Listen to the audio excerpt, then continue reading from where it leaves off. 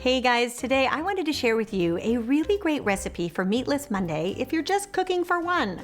Today we are making veggie quesadillas with homemade chunky guacamole, and it's so easy to put together, especially if you are a beginner cook. So let me show you how to make it. So the first step is you want to saute your vegetables, which will be the filling for our quesadilla.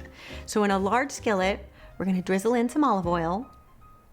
Once that becomes hot, you're going to add just 5 slices of red onion that have been cut into half moons.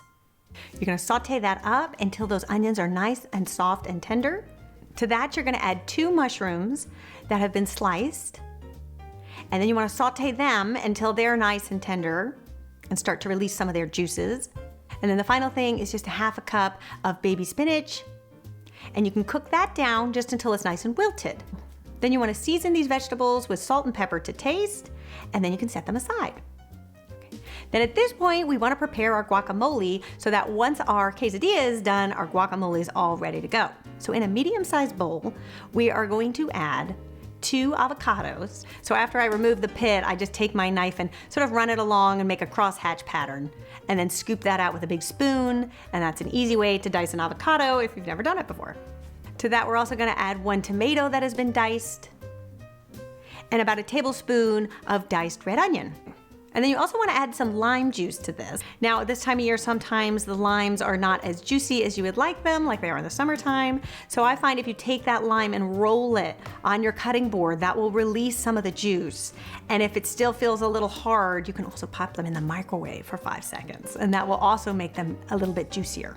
Then you also want to season with some salt and pepper, just to taste, a few dashes of your favorite hot sauce, and a tablespoon of chopped cilantro. And then you can mix that all up until it's combined, and then transfer it into a little serving bowl so it's ready to go. Now let's talk tortillas. If you have the option, I would really look in your refrigerated section for the uncooked tortillas that you can find. I'll leave you a link in the description of the brand that I like best, but I've seen them now at many grocery stores, so I think they must be pretty readily available. Once you are hooked on these uncooked tortillas, I tell you, you can never go back to the other kind because they're so good.